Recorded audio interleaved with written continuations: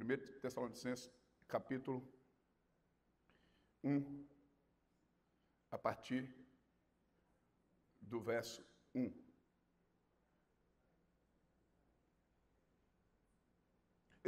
Irmãos, eu sou um estudioso, talvez é o assunto que eu mais gosto de estudar nas Escrituras, quando o assunto é missão, é sobre a igreja, as igrejas da Macedônia, a ação missionária nas igrejas da Macedônia.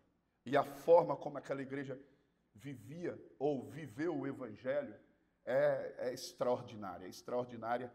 E eu vou compartilhar aqui nesta manhã a forma como Tessalônica, e mais especificamente e prioritariamente Tessalônica, como essa igreja se relacionou com a palavra. Com a palavra. Tá? A partir do versículo 1, Paulo, Silvano e Timóteo, a igreja dos Tessalonicenses, em Deus Pai e no Senhor Jesus Cristo. Graça e paz a vós outros. Versículo 2. Eu gosto disso, olha, dessa gratidão que Paulo tinha pela igreja. Damos sempre graças a Deus por todos vós. Uma coisa que a gente devia fazer sempre é agradecer a Deus pela igreja. Sempre agradeça a Deus pela igreja. Agradeça a Deus. É o que Paulo sempre fala.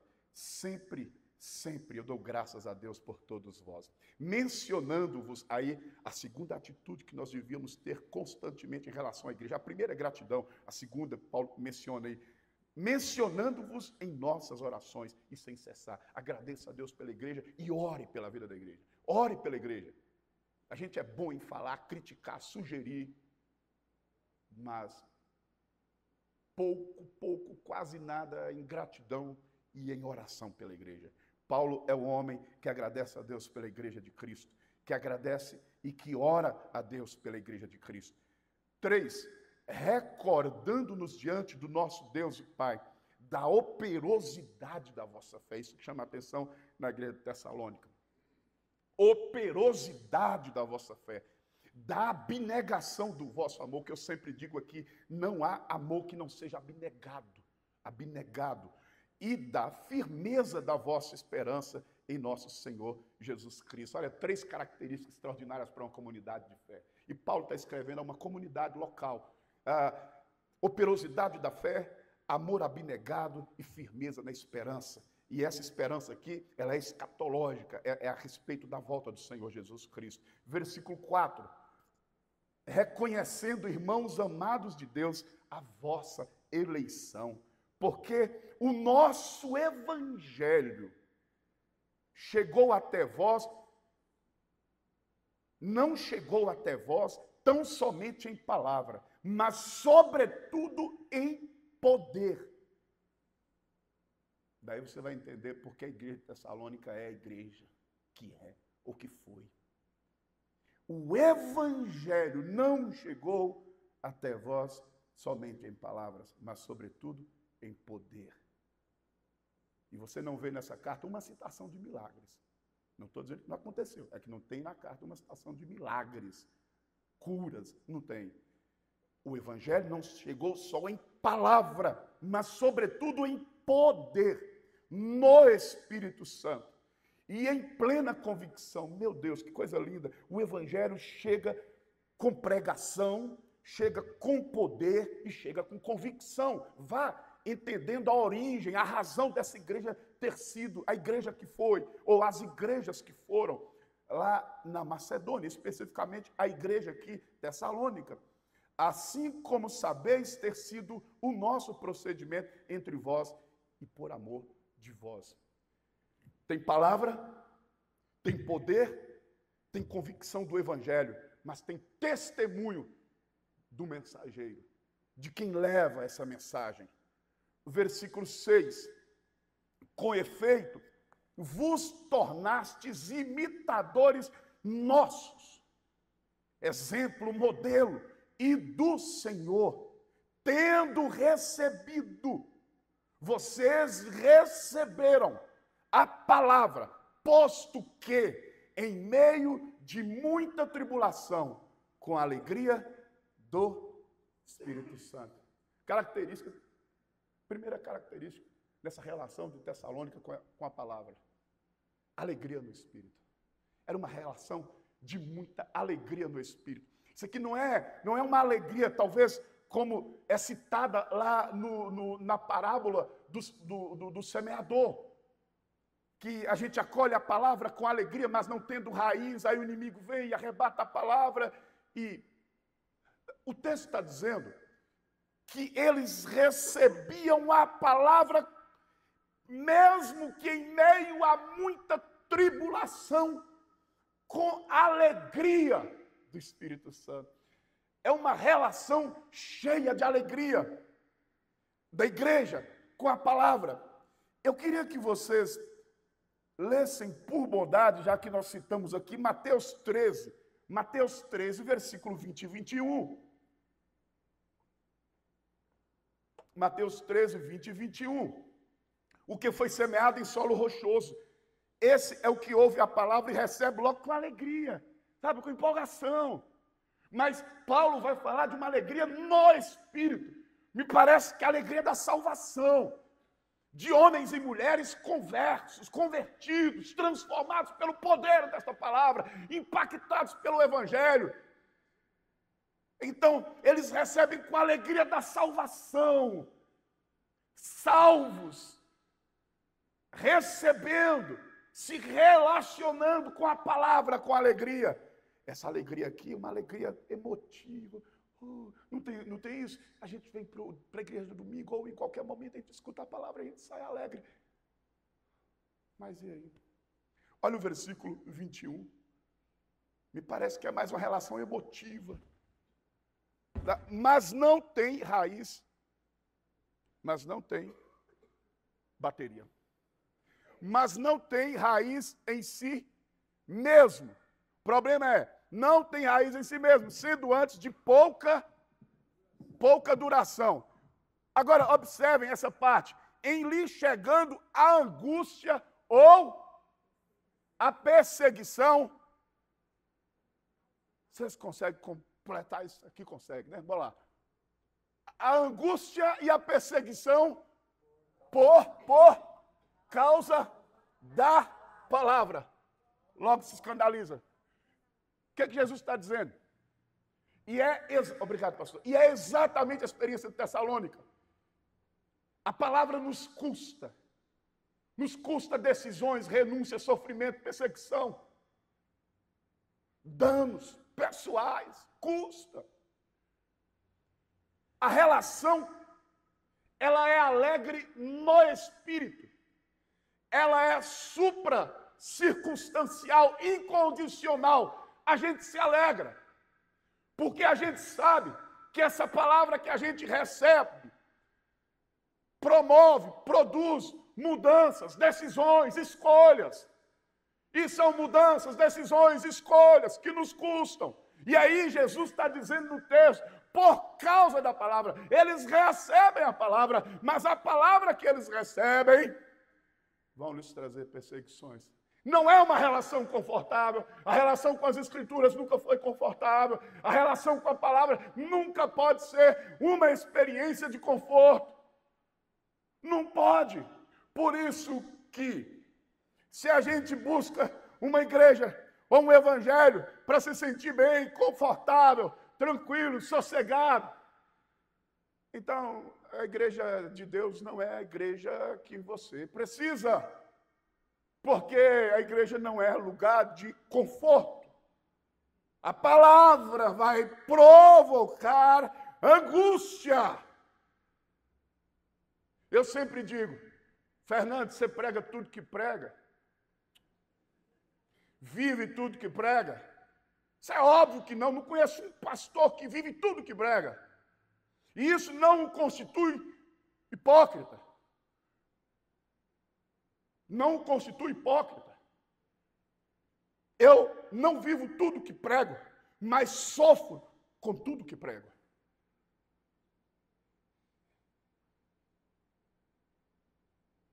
Porque se a palavra não causa desconfortos, e se o evangelho não provoca arrependimento, com certeza o evangelho ou a palavra que temos recebido não é do Senhor. Tessalônica, relação de alegria no Espírito, em meio às tribulações. Isso é maravilhoso. Hein? O mundo está passando por profundas, intensas tribulações. E vão piorar, e vão se agravar. Tudo vai piorar, nada vai melhorar. Olha que coisa ruim. Mas o mundo é de mal para pior. João fala, quem é santo, santifique-se mais, quem é puro, então se envolva mais com a inclinação é essa. Quem é santo, a inclinação do santo. É buscar mais santidade e do profano e do injusto, é buscar mais a profanação e a injustiça. Porque o mundo uma atitude da igreja de alegria. Quem está alegre? No Espírito. Alegria no Espírito. Não é a alegria lá daquele que recebe do solo rochoso, não. É uma alegria do Espírito Santo. Tem tribulação por causa da palavra, mas tem alegria e conforto pelo Espírito. Isso é maravilhoso. Isso é maravilhoso. Isso é motivador. Por isso que eu digo, mesmo que o Evangelho não te deixe confortado, o Evangelho vai sempre te levantar e te motivar. O Evangelho não é motivação no sentido que a gente possa imaginar. Eu estou falando impulsionar, encorajar. Sempre tem perseguição, mas tem consolo. A gente fala muito do Espírito Santo que consola, que conforta, mas a gente fala muito isso em ocasiões de cerimônias fúnebres. E aí a gente fala que o Espírito Santo é consolador, confortador. A gente precisa prestar atenção que o Espírito Santo é consolo, conforto, ajuda, apoio, sustento em todo o tempo da vida de um peregrino. Estou sendo perseguido, tem um sustento do Espírito Santo, tem cuidado do Espírito Santo, tem um Espírito Santo que me ajuda, meu ajudador, tem conforto, tem consolo. Olha como nós estamos aqui, confortados, fortalecidos pelo Espírito Santo. Essa é a relação da igreja de Tessalônica, e essa deve ser a relação da igreja do Senhor com a palavra. Mesmo em meio às tribulações e angústias provocadas, causadas pela própria palavra, nós temos a alegria do Espírito Santo. Ela não é gerada por homem, não é gerada por nada, é o Espírito Santo quem gera. Isso é fruto do Espírito. Fruto do Espírito. 2, versículo 7. De sorte, eu estou lendo Tessalônica, carta de Paulo aos Tessalonicenses, capítulo 1, versículo 7. De sorte que vos tornastes um modelo para todos os crentes na Macedônia e na Acaia. Brincadeira? Bora lá. 8. Porque de vós repercutiu a palavra do Senhor, não só na Macedônia e Acaia, mas também por toda parte se divulgou a nossa fé para com Deus, a tal ponto de não termos necessidade de acrescentar coisa alguma. Meu Jesus do céu. Que vontade de a gente ser ou ter essas marcas que essa igreja teve. Tessalônica, Macedônia. Irmãos, esses irmãos são maravilhosos. Aqui é a segunda característica de uma igreja que se relaciona com a palavra, e eu estou falando de Tessalônica, é de fazer repercutir a palavra. A palavra que os tessalonicenses recebiam não ficavam neles, se multiplicava. Essa palavra repercutia. A gente precisa repercutir a palavra. Fazer repercutir a palavra. Tem um texto em Atos que eu gosto muito, Atos, capítulo 12, verso 24, por favor. Atos 12, 24. Entretanto, a palavra do Senhor crescia e se multiplicava. Irmão, devia acontecer isso com a gente. A gente precisa quebrar esse silêncio.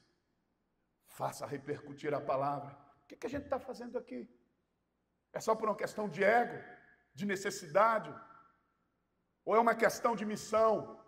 Faça repercutir a palavra que você recebeu, a instrução.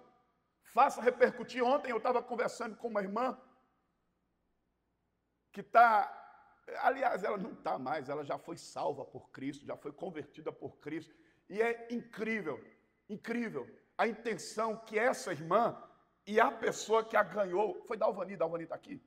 Dalvani está ali. Dalvani, primeiro amor. Diego se converte, leva Jesus para casa. A mãe se converte. E agora Dalvani é uma missionária de Jesus, em potencial. E aí ela fica o tempo todo, pastora por fulano, e ela prega para uma amiga dela há muito tempo, e dá testemunho, e agora ela tem orado. E essa mulher se converteu do espiritismo para a fé cristã. A mulher está numa fome. O primeiro amor é marcado por essa alegria em multiplicar a palavra. Aí a gente vira crente. O que a gente vira crente? Inteligente. E a gente fica, depois que a gente fica inteligente, entenda, irmão, vocês estão entendendo que eu não sou anti-inteligência, não. Mas a igreja está cheia de críticos. O que a gente faz é só criticar a igreja, criticar pastor, criticar. Irmão, você não foi chamado para criticar ninguém. Você foi chamado para multiplicar a palavra. Cristo não nos deu essa incumbência. Vão e critiquem, não vão. E multipliquem a palavra e preguem a palavra. A igreja é para isso. Imagine se nós aqui repetíssemos o exemplo de Dalvani, de Diego. Bora repercutir a palavra. Recebeu a palavra com alegria, posto que em meio à tribulação, faça repercutir, espalhe essa palavra, faça com que ela cresça, abra a sua boca, prega a palavra, prega a palavra, prega a palavra, prega a palavra. Aí fica um monte de crentes viciados no púlpito, na pregação do domingo. Para quantos nós pregamos nesta semana? Redes sociais. É só fofocaiada, conversa. Usa as redes sociais para evangelizar. Quer ver uma coisa, irmãos?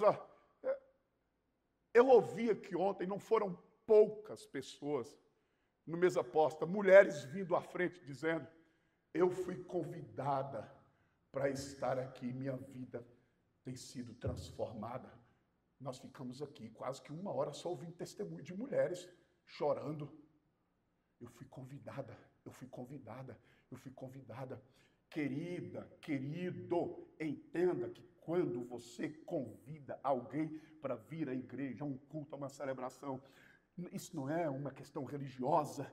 Você está colocando alguém diante da palavra. E é a palavra que promove salvação, e é a palavra que cura, e é a palavra que fortalece, e é a palavra que edifica. Ainda tem uns que dizem: eu tenho vergonha de falar de... Você tem vergonha de falar de igreja? É sério que você tem vergonha? Como eu contei aqui a experiência que Nanda teve na faculdade. 3 filhos de pastores. Um era o professor. 3 filhos de pastores falando mal de igreja. Com vergonha de... vergonha de igreja? É sério? Vergonha de pastor. É sério que você tem isso e você se chama de crente? Não tenho vergonha não, irmão. Eu não tenho vergonha não. Eu tenho gratidão a Deus pela igreja. Eu tenho gratidão a Deus pela liderança, pelos homens de Deus, pelos pastores. Me deu uma vontade de estar lá naquele dia. Me deu uma vontade, porque eu achei aquilo... Rapaz, aqui tem, acho que uns 10 filhos de pastores aqui. Tudo homem de Deus, mulheres de Deus, que amam a Cristo, tudo aqui. Aí a gente faz... Sabe o que a gente multiplica? O discurso de ódio. Sabe o que a gente multiplica? O discurso de aversão. A gente é mais instrumento do diabo do que do próprio Deus. Multiplica a palavra, repercuta a palavra. Pregue.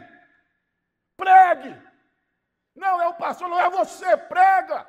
Isso é um chamado universal, ir de pregar o evangelho. A igreja querigmática, ela prega, ela proclama, ela dá testemunho de Cristo. Tessalônica, uma igreja de pouca provisão financeira ou quase nada. Uma igreja que passava por dificuldades, perseguida, como se não bastasse a ausência do material. Era uma igreja que sofria perseguições por causa da palavra, mas é uma igreja que multiplica a palavra. Sabe o que eu aprendo? Uma coisa boa para a vida de crente é a perseguição. Ora aí, manda Jesus. Brincadeira. Mas dá vontade de orar, Senhor. A gente está precisando das perseguiçõezinhas. Pode mandar. Está chegando, já está aí. Já está aí. Ah, minha filha passou. E um monte de crente, tudo calado. Prega a palavra, rapaz. Ah, vão odiar, é para isso mesmo. Por causa da palavra vem a perseguição e a angústia. Prega a palavra. A nossa igreja, irmão, vocês podem queixar de um monte de coisa. Ah, está faltando isso. O povo queixa de tudo. Quando tem queixa, quando não tem queixa de tudo. A gente queixa de tudo. Mas uma coisa você não pode ter. Você nunca vai queixar que aqui falta a palavra. E principalmente, e eu vou falar sobre isso aqui, você não pode queixar da pureza com que a palavra é pregada.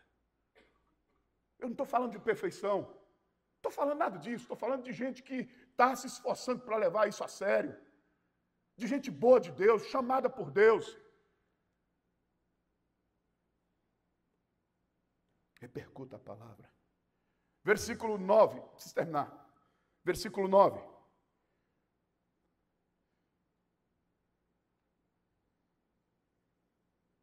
Pois eles mesmos, no tocante a nós, proclamam que repercussão teve o nosso ingresso no vosso meio.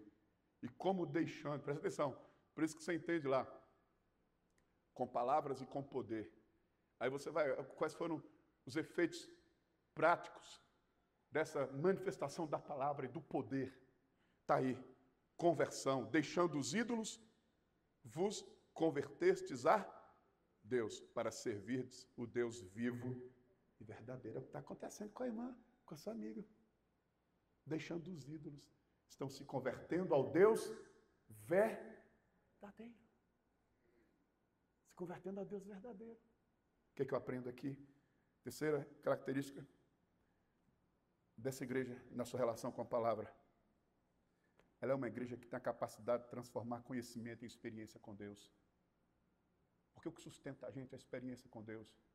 O conhecimento convence. A experiência transforma. O conhecimento convence. É aquilo que John Wesley chama de anuência mental. A gente consente. É isso mesmo. O evangelho é isso. Mas não basta consentir. Ou concordar. Transforme isso em experiência prática. Transforme isso em experiência prática. Problema da gente é que a gente tem um monte de questões para resolver e a gente fica buscando conselho com tanta gente, com ciências humanas. Glória a Deus pelas ciências humanas e procure o quanto você puder e precisar. Mas existe um conhecimento que é essencial, indispensável, determinante para a vida de um cristão. É o conhecimento da palavra. Então, pegue o conhecimento da palavra e aplique a vida. É isso que pelo menos eu estou me esforçando para fazer dentro da minha casa, com minha mulher, com minha filha, na criação da minha filha, na minha relação com vocês.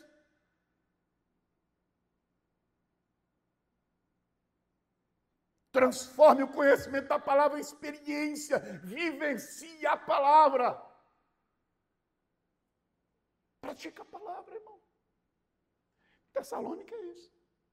Deixaram os ídolos. Falando de deixar, de renúncia, outro negocinho que está cada vez mais raro dentro de igreja. Renúncia? A gente não quer perder nada, a gente quer palavra, mas a gente quer continuar com tudo que a gente tem. A gente quer palavra e quer continuar com o pecado, quer palavra e quer continuar com a malandragem, quer palavra e quer continuar com a mentira, quer palavra, quer continuar no adultério, quer palavra, quer continuar na fornicação, quer palavra, quer continuar na fofoca. Renúncia! Deixando os ídolos. Tudo aquilo que toma o lugar de Deus, deixa. Renuncie. Que Cristo é esse? Que não vale a sua renúncia? Meu Deus do céu! Que coisa que está cada vez mais difícil na igreja. Irmãos, a gente está discutindo coisas, o óbvio. A gente está naquele bate-papo da serpente com Eva. E aí, é isso que Deus disse? Isso é um atestado triste a respeito da igreja. A gente está questionando coisas dentro da igreja que a Bíblia já resolveu. A gente está na igreja discutindo sobre aborto. Faz discussões sobre aborto. Uau! Discussões sobre homoafetividade. Discussões sobre fornicação. Discussões. Que é isso, irmão? Nós estamos caídos no canto ou no encanto ou na mentira da serpente. A palavra de Deus é indiscutível. A palavra de Deus é inerrante. A palavra de Deus é infalível. A palavra de Deus é como espada de 2 gumes que corta e é apta para discernir, separar espírito da alma e discernir os pensamentos do coração humano. A palavra. Quer conduzir a vida pelos entendimentos? Pratica a palavra para você ver. Nas relações humanas, em tudo para você ver. Não, nós somos a geração que esbanja conhecimento. Os dedos vivem o tempo todo, ó, só digitando. Só digitando. A gente é a geração crítica, que quer dar opinião para tudo. A vida cristã é prática, irmão. A vida cristã é prática. A questão é o seguinte: eu vou sair daqui agora, o que eu vou fazer com isso aqui? O que eu vou fazer com essa experiência de conhecimento que eu estou tendo aqui? Eu vou continuar arrogante? Tratando as pessoas com arrogância? Sem misericórdia, sem compaixão? Eu vou continuar na mentira, na fofoca? Palavra de Deus. A Tessalônica tem essa graça de Deus de pegar a palavra e praticá-la, de operacionalizar. Por isso que Paulo diz operosidade da fé. Operosidade da fé é muito mais do que milagres acontecendo. Nós oramos por isso. Operosidade da fé no contexto de Tessalônica é uma igreja que pratica a palavra, que torna conhecimento em experiência de vida. Larga ídolos, se converte a Jesus. Muitos de nós, a gente está precisando de conversão, irmão. Estou falando sério. A gente está dentro da igreja, a gente está precisando de conversão, de salvação mesmo, de salvação. A gente está dentro da igreja achando que é crente, não é crente. Quem tem que sofrer com isso? Quem tem que sofrer com esse negócio? Porque se não sofre, não é palavra. Se eu não fico angustiado, se eu não saio daqui. Eu estou falando de uma angústia boa, que Paulo diz que é uma tristeza segundo Deus, que produz arrependimento. Não é uma tristeza segundo o mundo que produz remorso. Ai, irmão, é tão bom ser confrontado pelo Pai, pela palavra. Eu encerro citando o versículo, por favor, 13 do capítulo 2, 2:13. 2:13, Tessalonicenses 2:13. 2:13. Projeta para a gente, por favor. Eu encerro aqui para a gente orar e ir para casa. 2:13. Irmão, presta atenção nisso aqui, que coisa linda, ó. Ó, outra razão ainda temos nós para incessantemente dar graças a Deus. Ei, coisa linda. É que, tendo vós recebido a palavra que de nós ouvistes, que é... Vocês receberam a palavra que de nós... Que é... Essa palavra que vocês receberam é de... Acolhestes. Não como palavra de homens, e sim como, em verdade, é a palavra de Deus, a qual, com efeito, está operando eficazmente em vós, os que credes. Sabe o que virou igreja? Ah, não, eu não vou falar isso, não, deixa eu falar. Ó, essa última característica e quarta característica, essa igreja de Tessalônica, presta atenção, ela tem uma referência, ela é comunidade local, ela se reúne. Quando ela está nesse ajuntamento, quem toma a palavra, quem está lá, os ouvintes, dizem, a palavra de Deus vai ser pregada. Não importa se é por Paulo, quem for, a gente não pode ter facção de igreja, irmão. Sabe uma coisa que é triste a gente tem que fazer? A gente não divulga a agenda de pregadores, só quando vem alguém de fora. De igreja a gente não divulga, eu aprendi isso sempre em outras comunidades. Não se divulga a agenda.